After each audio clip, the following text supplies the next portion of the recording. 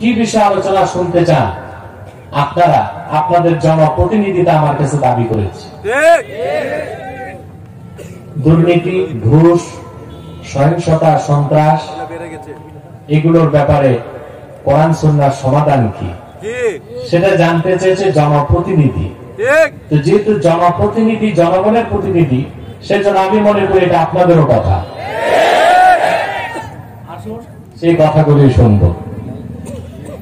ভূমিকাতে শুরুতেই যে কথাটি বলবো, আপনারা যে স্টেজটা করেছেন এটা মনে হয় পৃথিবীর অষ্টম আশ্চর্য। দেখেন অবস্থা, সামনে কিছু লোক বসে আছে, ইমামের আগে যদি মুসল্লি যায় তো কেমনে হয়? আপনারা আমার ঘুরে বসেন, ইউটার্ন নেন, ইউটার্ন।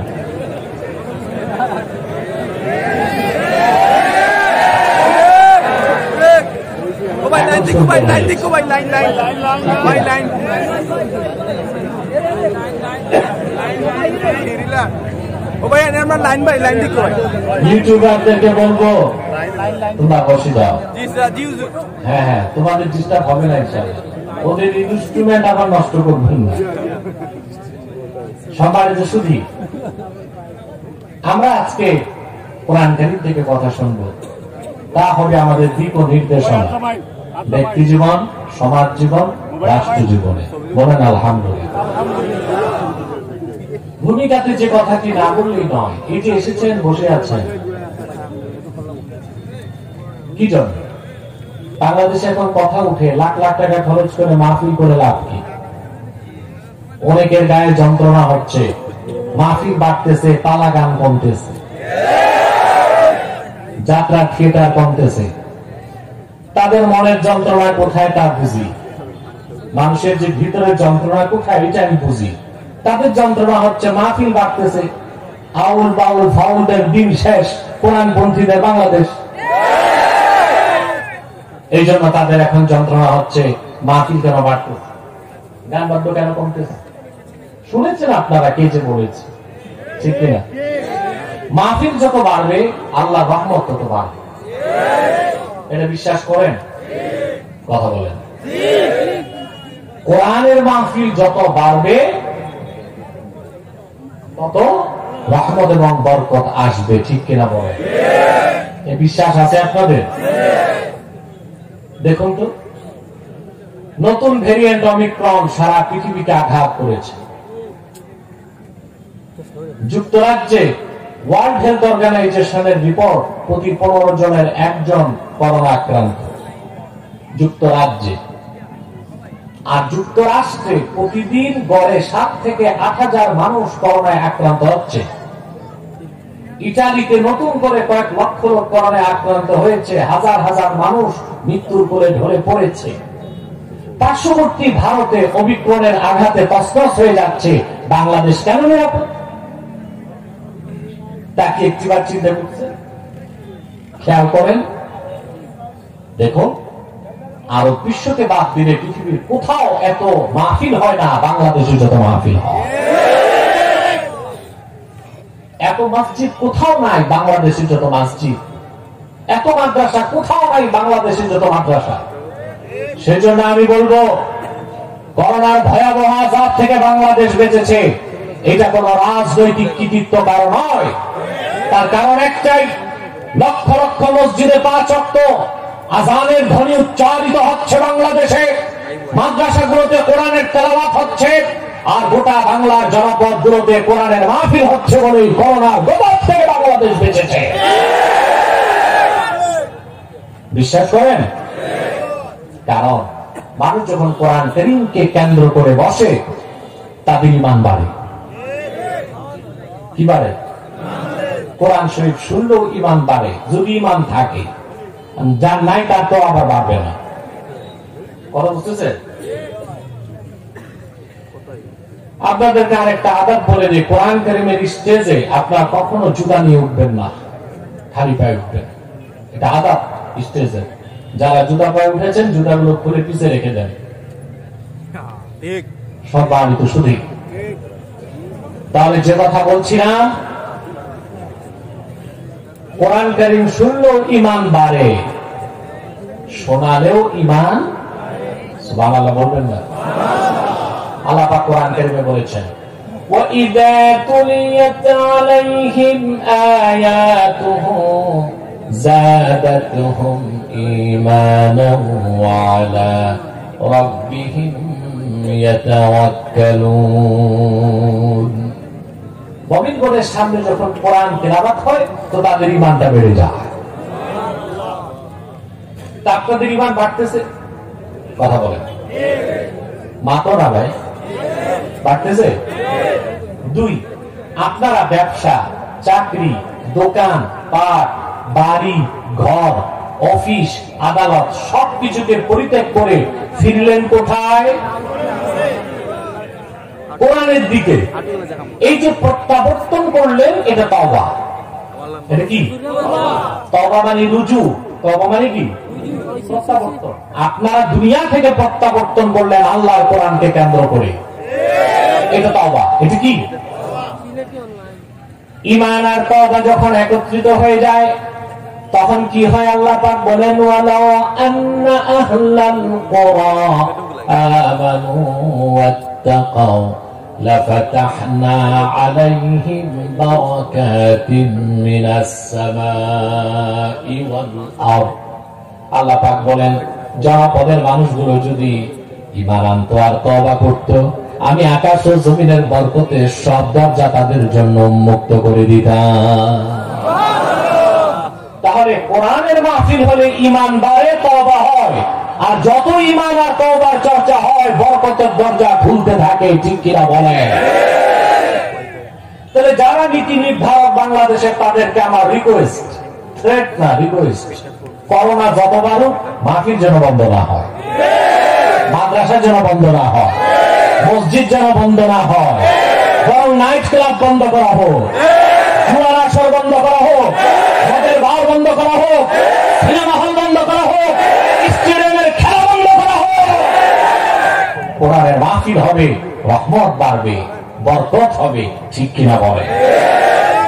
সম্মানিত সুধী, আল্লাহ না করুন মাহফিল যদি বন্ধ হয়ে যায়, কোরআনের দাওয়াত তো বন্ধ হবে না। ঠিক কিনা? যারা কোরআনের দাওয়াত দেয় তারা কোনো না কোনো উত্তম উপায়ে দাওয়াত চালিয়েই যায়। আমি যখন করোনাতে বসেছিলাম অনেকগুলো টক শো করেছি, আপনারা দেখেছেন। আলহামদুলিল্লাহ, টক শো গুলোতে যারা এসেছে অবিশ্বাসী, সংশয়বাদী, তাদের শোচনীয় পরাজয় ঘটেছে। এখন আর ক্যান্ডিডেট খুঁজে পাচ্ছি না, এটা একটা ভালো লক্ষণ। ঠিক কিনা? আপনারা যে আসতে পারলেন, খুশি না বেজার? আমরা খুশি, আল্লাহ খুশি, মাখলুকাত খুশি, কুল কায়নাত খুশি, সৃষ্টিকুল খুশি। শুধু বেজার শয়তান। বেজার কে? শয়তান বেজার, তার চেনাচে মন্ডলা বেজার। শয়তানের এখন একটা চেষ্টা বাকি আছে, রোদ লাগতেছে, শরীর জ্বলতেছে, মুনাজাতের আগে উঠানো যায় কিনা। আমরা আজকে প্রত্যয় করে নিচ্ছি না, আমরা কিছুক্ষণ পর মুনাজাত করি, বিদায় দিব। আমরা ন্যাক নিয়ত করে শয়তানের নাপাক গালে একটা চপেটা ঘাত করতে চাই।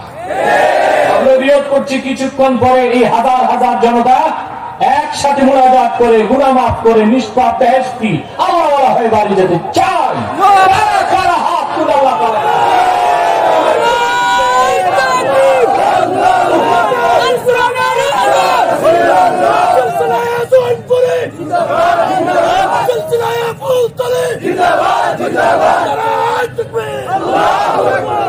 আল্লাহ কবুল করুক, আল্লাহ মঞ্জুর করুক। বলুন আল্লাহুম্মা আমিন। ভাই বন্ধুরা, আসুন মূল আলোচনায় প্রবেশ করি। আমার সঙ্গে আপনারাও বলুন, যারা প্রতিটি অক্ষরের নূর আল্লাহ তাআলা আমাদের সিনায় মানকুশ করে দেন। বলেন আল্লাহুম্মা আমিন। বলুন আউযু বিল্লাহি মিনাশ শাইতানির রাজীম। বিসমিল্লাহির রাহমানির রাহিম। ইয়া আইয়ুহাল্লাযীনা আমানু তাকুল্লাহা ওয়া কুনু মা'আস সাদিকিন। সাদাকাল্লাহুল আযীম। পড়ুন সাদাকাল্লাহুল আযীম। وصدق رسوله النبي الكريم ونحن على ذلك من الشاهدين والشاكرين والحمد لله رب العالمين. আল্লাহ তাআলা সূরা তাওবা 119 নম্বর আয়াতে ইরশাদ করেছেন, ইয়া আইয়ুহাল্লাযীনা আমানু, ঈমানদারগণ, বিশ্বাসীগণ, ইত্তাকুল্লাহ, আল্লাহকে ভয় করো, ওয়া কুনু মা'আস সাদিকিন, আর সত্যবাদীদের সঙ্গী হও। সুবহানাল্লাহ। এই আয়াত থেকে দুটো আলোচ্য বিষয় আমরা পাই, একটি হচ্ছে খাশিয়াত, আরেকটি হচ্ছে সোহবাত। একটি হচ্ছে খাশিয়াত, আল্লাহর ভয় অন্তরে পোষণ, এর নাম তাকওয়া। এর নাম কি? তাকওয়া। আরেকটা হচ্ছে সোহবাত, অর্থাৎ আপনার নেতা কেমন হবে এটা আল্লাহ নির্ধারণ করে দিয়েছেন। কথা বুঝলেন? আপনি যদি ভালো হন, নেতা যদি ভালো না হয়, তো সমাজ দুর্নীতিমুক্ত হবে না। আপনি সুফি দরবেশ থাকবেন, চুরি চামারি তো নেতা করবে। এই জন্য আল্লাহ তাআলা দুইটা ফর্মুলা দিয়েছেন, নিজে ভালো হও, ভালো নেতার সঙ্গী হও। সুবহানাল্লাহ বলেন। একটা খাসিয়াত আর একটা কি? সোহবাত। এই বিষয়গুলো ভালো করে আপনাদের বুঝতে হবে। সম্মানিত সুধী, প্রথম হচ্ছে খাসিয়াত বা আল্লাহর ভয়। আল্লাহর ভয় যার অন্তরে চলে আসে, আর তখন লোকটি গুনার কাজ ছেড়ে দেয়, এর নাম তাকওয়া। এর নাম কি?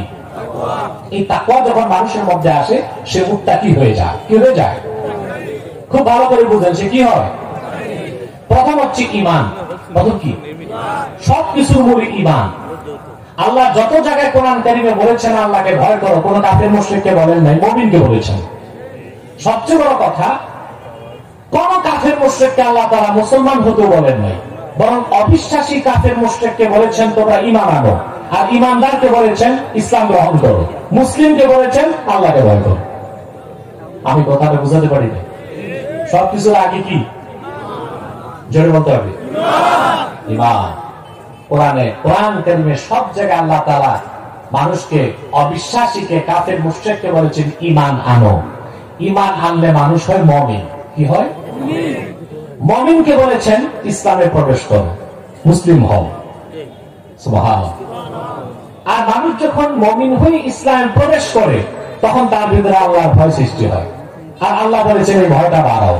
যত বেশি আল্লাহর ভয় অন্তরে আসবে, মানুষ অপরাধ প্রবণতা থেকে মুক্ত হয়ে পবিত্রতা, পূর্ণতার দিকে ধাবিত হতে থাকে। সুবহানাল্লাহ। ঠিক কি না? প্রথম কি? ঈমান।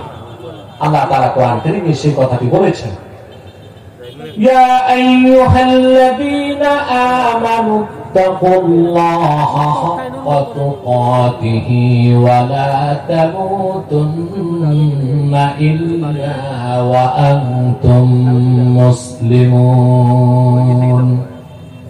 হে মুমিনগণ, বিশ্বাসীগণ, আল্লাহ রাব্বুল আলামিনকে যথাযথ ভয় করো, এবং তোমরা পরিপূর্ণ মুসলিম না হয়ে মৃত্যুকে আলিঙ্গন করো না।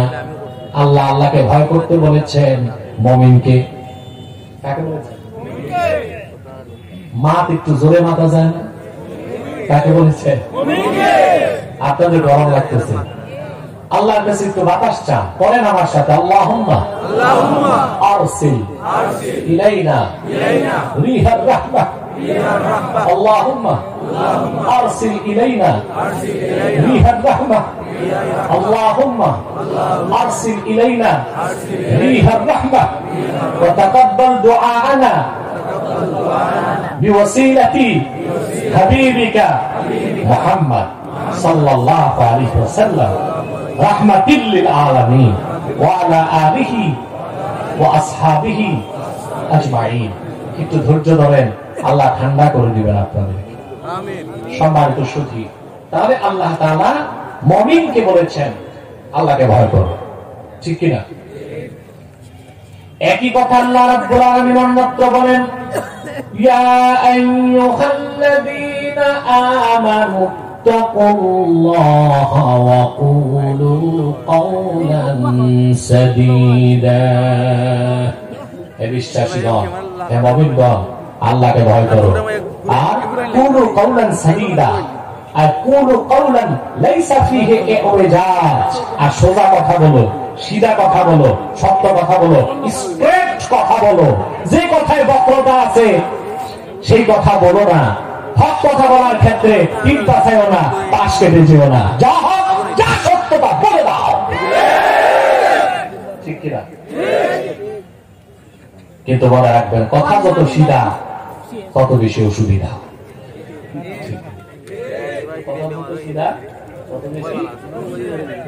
অসুবিধা, এই অসুবিধাকে আমাদের পরোয়া করা যাবে না। সত্য কথা বলে যেতে হবে। সত্যের পক্ষে কে? সর্বশক্তি দিয়ে বলেন, সত্যের পক্ষে কে? তাহলে আল্লাহ ভয় করতে বলেছেন, ঠিক কিনা? কাকে বলেছেন? মুমিনকে। মুমিনকে বলেছেন যে তোমরা আল্লাহকে ভয় করো, আল্লাহকে ভয় করো। আমার ভাইয়েরা, কেন আল্লাহকে ভয় করবেন ভালো করে খেয়াল করেন। এই কোরআন কারীমের মধ্যে আল্লাহ রাব্বুল আলামিন মুমিনকে অনেকগুলো বিশেষণে বিশেষিত করেছেন। কোথাও মুমিনকে বলেছেন সালেহিন, কোথাও মুমিনিন, কোথাও জাহিদিন, কোথাও মুহসিনিন, কোথাও মুহসানিন, কোথাও মুখলিসিন, কোথাও মুহসিনিন। কিন্তু কোরআন কারীমের ৬৬৬৬ আয়াতের মধ্যে আল্লাহ রাব্বুল আলামিন মুমিনকে প্রথম যে বিশেষণে বিশেষিত করেছেন তা হলো হুদাল লিল মুত্তাকিন। সুবহানাল্লাহ। তাহলে বোঝা যায় আল্লাহর কাছে মুমিনের সবচেয়ে প্রিয় বিশেষণ হলো কি? এটা আসতে বলবেন মুত্তাকিন। এখন একজন লোক যখন ঈমান আনে তখন সে হয় মুমিন। কি হয়? মুমিন হওয়ার পর সে বেহেশতে অবশ্যই যাবে, তবে কোনো গ্যারান্টি নাই ফার্স্ট চান্সে না সেকেন্ড চান্সে। বুঝলেন? বেহেশতে যাবে কারণ আল্লাহর সাথে তার হাবিবের চুক্তি হয়ে গেছে। আল্লাহর হাবিবের উম্মত যে একবার হয়ে যাবে, ঈমানের সাথে যদি তার মৃত্যু হয়, সে যত বড় গুনাহগার হোক সে বেহেশতে যাবেই যাবেই যাবে। তবে ফার্স্ট চান্সে না গেলেও সেকেন্ড চান্স, ঠিক কি না?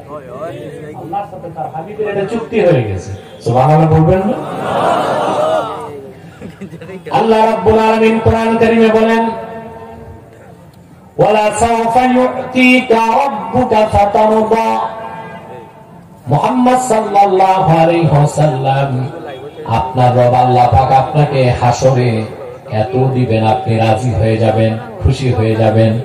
অর্থাৎ হাসর ময়দানে আপনি রাসূলের প্রত্যেকটা দরখাস্ত আবদারকে আল্লাহ রাব্বুল আলামিন মঞ্জুর করবেন।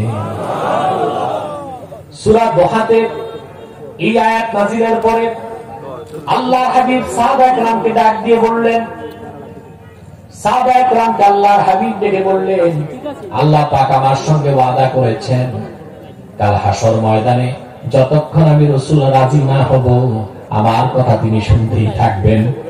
তোমাদের সঙ্গে আমি ওয়াদা করে যাই, লা আরদা ওয়াহিদুন মিন উম্মতি ফিন্নার। আমার একজন ঈমানদার উম্মত যতক্ষণ জাহান্নামে থাকবে আমি রাসূলুল্লাহ রাজি হব না। রাসূলুল্লাহ প্রত্যেক ঈমানদার উম্মতকে আল্লাহ রাব্বুল আলামিন যখন জান্নাত দিয়ে দিবেন, আল্লাহ রাসূল তখন আল্লাহকে ডাক দিয়ে জান্নাতে বলবেন, ইয়া রাব রাদিতু, আমার মালিক রাজি হয়ে গেলাম, তোমার সাথে জাহান্নামের কোথায়? আমার কালেমা একবার পড়েছে মনে প্রাণে এইরকম একজন উম্মত নাই, সব জান্নাত চলে গেছে। সুবহানাল্লাহ বলতে কষ্ট হয় তোমাদের? আরেকটি করে গে সুবহানাল্লাহ। ঈমান আনলে মুমিন বেহেশতে অবশ্যই যাবেন, তবে ফার্স্ট চান্সে নয়, সেকেন্ড চান্সে আযাব পেয়ে যেতে হবে। কথা বুঝতেছেন? বুঝতেছেন? তাকওয়া কেন অর্জন করবেন সেই ফজিলতটা বোঝাচ্ছি। আর তাকওয়া অর্জন করলেই মানুষ আর দুর্নীতি করতে পারে না। আল্লাহর ভয় অন্তরে আসলে দুর্নীতি করা যায় না, চুরি করা যায় না, খাদ্যে ভেজাল মিশানো যায় না, ঘুষ খাওয়া যায় না। আজকে বাংলাদেশের সবচেয়ে বড় ক্রাইসিস হচ্ছে দুর্নীতি আর ঘুষ। বঙ্গবন্ধু শেখ মুজিব দেশ স্বাধীনের পর দুঃখ করে তার এক বক্তব্যে বলেছিলেন, পাকিস্তানিরা কিছু রেখে যায় না, সব লুটপাট করে নিয়ে গেছে, শুধু চোরগুলো রেখে গেছে। ওরা যদি চোরটাগুলো নিয়ে যেত তো বাংলাদেশ বেঁচে যেত। বঙ্গবন্ধুর জীবনের সবচেয়ে ঐতিহাসিক ভাষণগুলোর মধ্যে আমার মনে এইটা সবচেয়ে ঐতিহাসিক ভাষণ। আপনারা কি বলেন আওয়ামী লীগ নেতারা আমি জানি না, যে পাকিস্তানিরা সব নিয়ে গেছে, শুধু রেখে গেছে চোর আর দুর্নীতিবাজগুলো। যদি এগুলোর সাথে নিয়ে যেত তো বাংলাদেশ বেঁচে যেত। সেই 50 বছরে বাংলাদেশে চোর আর দুর্নীতিবাজ বাড়তেছে না কমতেছে? তার মূলভূত কারণ কি তাও বলবো, তার সমাধান কি তাও বলবো ইনশাআল্লাহ, এবং তা বলবো আল্লাহর কোরআন কারীম। তাহলে ঈমান আনলে মুমিন, কিন্তু আপনার গ্যারান্টি নেই আসতে যাবেন একদিন, ফার্স্ট চান্সে না সেকেন্ড চান্সে হতে পারে। আপনাকে সেকেন্ড চান্সে জান্নাত চান না ফার্স্ট চান্সে? আপনাদের মধ্যে কেউ ভ্রমণ বিলাসী থাকতে পারেন যে সেকেন্ড চান্সে তো জান্নাত পাবো চিরকালের জন্য, তবে ফার্স্ট চান্সে একটু জাহান্নামে যে দেখলাম আবু জাহেল আবুলা কই আছে, কি অবস্থা, সাক্ষাৎ করা আশা আছে নাকি? না, আমরা ফার্স্ট চান্সে জান্নাত চাই। সুবহানাল্লাহ। ঈমান আনার পর আপনি মুমিন। যখন আপনি আল্লাহর হাবিবের শরীয়তের বিধানগুলোকে মেনে নিবেন, মস্তক নত করে তার নাম ইসলাম, আপনি হয়ে যাবেন মুসলিম।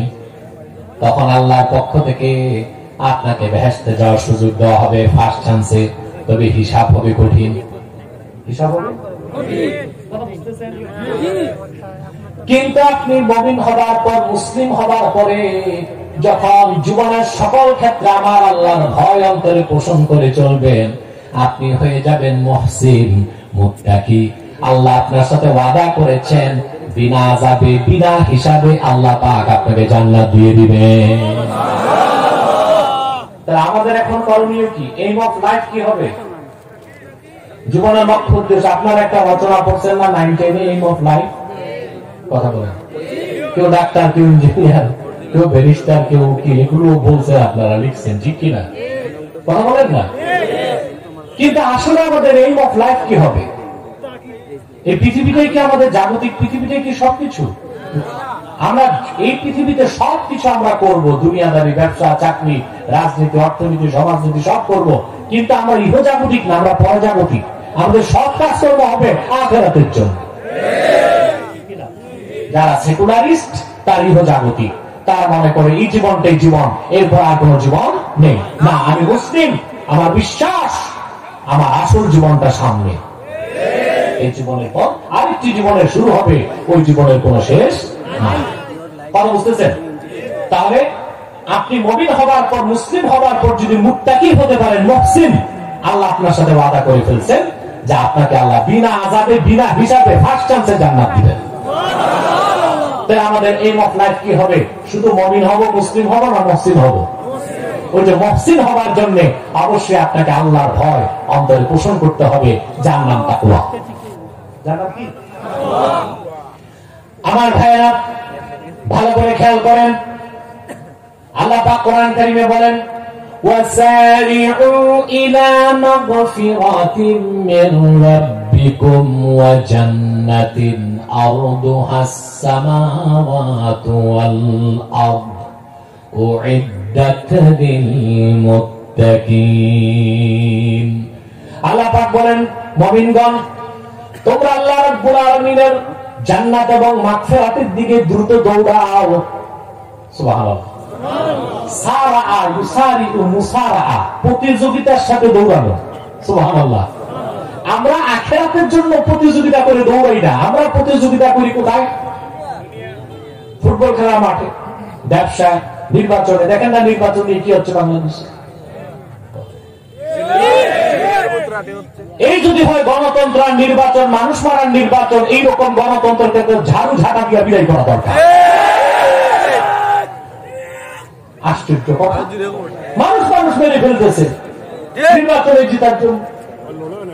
আপনার শেরপুরে এক চেয়ারম্যান প্রার্থী মসজিদ করে দিচ্ছে, ফেল করছে, রাতে এসে মসজিদের সব টিম খুলে নিয়ে গেছে। আপনি এটা দেখেন সোশ্যাল মিডিয়াতে, দেখেন না? ও মসজিদ করছে ভোট পাওয়ার জন্য, যখন ফেল করছে মসজিদ খুলে নিয়ে গেছে।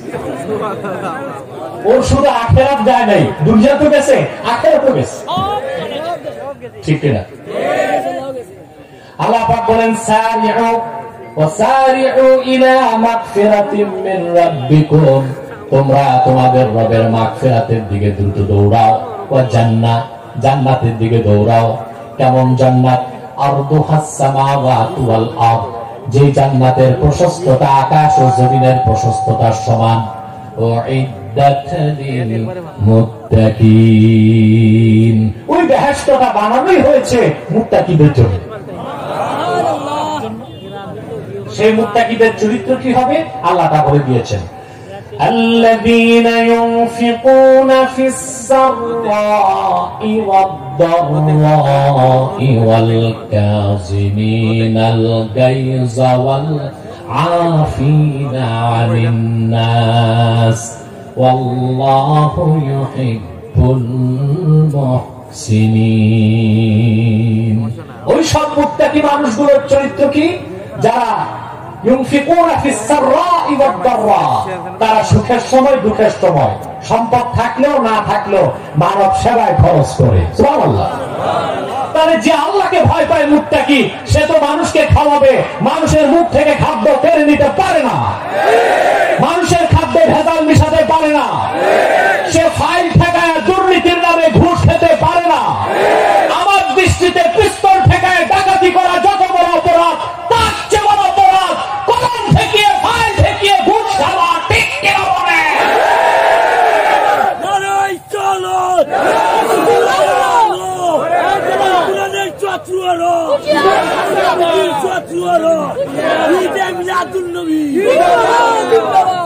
মাশাআল্লাহ, আলহামদুলিল্লাহ। একজন বৃদ্ধ মানুষ দাঁড়িয়ে গেল, তোমাদের জওয়ানদেরকে লজ্জা দিল, ঠিক কিনা? তাহলে যে আল্লাহকে ভয় পায় মুত্তাকি, সে মানুষেরটা খায় না খাওয়ায়। কথা বলেন। আল্লাহ কি বলছেন? সুখের সময় দুঃখের সময় তার অভাব থাকুক সচ্ছলতা থাকুক, সে মানব সেবায় খরচ করে, মানুষকে দান করে। লোকটার চরিত্র এই, সে কি মানুষের খাবার কেড়ে নিতে পারে? জয় বলতে হবে, কেড়ে নিতে পারে? রিলিফের টিন চুরি করতে পারে? কম চুরি করতে পারে? ফাইল ঠেকায় ঘুষ খেতে পারে? পারে না। খাদ্যে ভেজাল মিশাতে পারে? সুবহানাল্লাহ। হযরত ইমাম হোসেন রাদিয়াল্লাহু তাআলা তিনি একদিন ওযু করতেছেন। সারা দুনিয়ার যুবকদের আইকন ইমাম হোসেন রাদিয়াল্লাহু তাআলা। সুবহানাল্লাহ বলবেন না? তিনি ওযু করতেছেন, ওযুর পানি ছিল লোহার পাত্রে, আর পাত্র ছিল খাদেমের হাতে। কার হাতে? খাদেমের হাতে। খাদেমের ভুলক্রমে লোহার পাত্র যে ইমাম হোসেনের চেহারাতে রাখলো, আর সামনের দুইটা দাঁত তৎক্ষণাৎ শহীদ হয়ে গেল। খিনকি দিয়ে রক্ত ঝরছে, আর তিনি রাগে থরথর করে কাঁপছেন, ব্যথায় রাগে। খাদেম চিন্তায় পড়ে গেছে, করলামটা কি? আল্লাহর হাবিবের কলিজার টুকরা ফাতেমার নয়নের পুত্রী হোসেনের দাঁত শহীদ করে ফেললাম, উপায় তো নাই। আমার ভাইয়েরা, বিচক্ষণ খাদেম যেমন ইমাম তেমন খাদেম। সে কোরআন শরীফ থেকে পড়তে লাগলো, আল্লাযীনা ইউনফিকুনা ফিস সাররা'i ওয়াদ-দাররা'i ওয়াল কাযিমিনাল গায়জ। যারা আল্লাহওয়ালা, মুত্তাকি, মুহসিন, আল্লাহর প্রিয় পাত্র, তারা সব সময় রাগ বা গোসাকে হজম করে, তারা রাগ দমন করে। সুবহানাল্লাহ বলবেন। হযরত ইমাম হোসেন শান্ত হয়ে গেলেন। এবার খাদেম চিন্তা করছে, দাঁতের বদলা দাঁত, জরিমানা তো দিতে হবে, কমসে কম অর্থদণ্ড। এরপর সে সামনে পড়তে লাগলো, ওয়ালাফিনা মিন্নাসি ওয়াল্লাহু লা ইউহিব্বুল মুহসিনিন। যারা আল্লাহর প্রিয় পাত্র, মুত্তাকি, মুহসিন, তারা অন্য মুসলমানকে ক্ষমা করে দেয়। ইমামে হোসেন বললেন, খাদেম কোনো চিন্তা করো না, আমি আল্লাহর রেজামন্দির জন্য রাগ দমন করলাম, তোমারে মাফ করে দিলাম। যারা মুত্তাকি, সুবহানাল্লাহ, মুহসিন, এই হয় তাদের চরিত্র, বলেন সুবহান। ঠিক কিনা? তাহলে আমরা যদি মুমিন হই, বেহেশত পাবো, গ্যারান্টি নাই ফার্স্ট চান্স না সেকেন্ড চান্স। যদি মুমিন হবার পর মুসলিম হই, আল্লাহর পক্ষ থেকে গ্যারান্টি আছে, হিসাব দিয়ে বেহেশতে যেতে হবে। আর যদি আল্লাহ আল্লাহকে ভয় করি, মুত্তাকি মুহসিন হই, আল্লাহ ওয়াদা করছেন বিনা হিসাবে আযাবে ফার্স্ট চান্সে জান্নাত। এখন আসেন আল্লাহর ভয় কিভাবে করবেন? আল্লাহকে যে ভয় পায় সে তো গুনার কাজ করতে পারে না, তাই যারা বলেন পারে। দেখেন তো আজকে সমাজের এই অবস্থা, দুর্নীতি শুধু বাংলাদেশে তা না, পৃথিবীর সব দেশে দুর্নীতি আছে।